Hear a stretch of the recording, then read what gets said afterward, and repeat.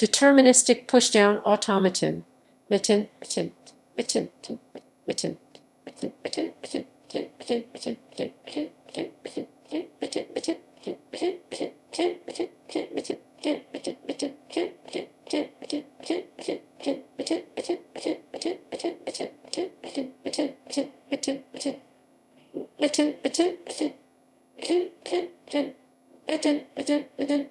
In automata theory, a deterministic pushdown automaton DPDA or DPA is a variation of the pushdown automaton.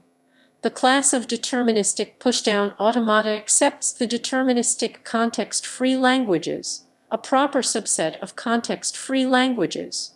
Machine transitions are based on the current state and input symbol, and also the current topmost symbol of the stack. Formal definition: languages recognized. Properties. Closure.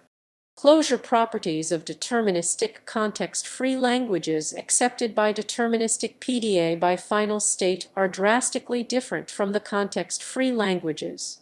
As an example, they are effectively closed under complementation, but not closed under union.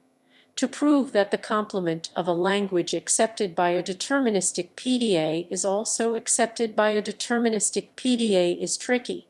In principle, one has to avoid infinite computations. As a consequence of the complementation, it is decidable whether a deterministic PDA accepts all words over its input alphabet by testing its complement for emptiness.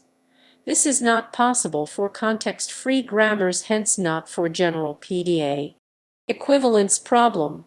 Gerard Sinizerg's 1997 proved that the equivalence problem for deterministic PDA, i.e. given two deterministic PDA A and B, is LA equals LB.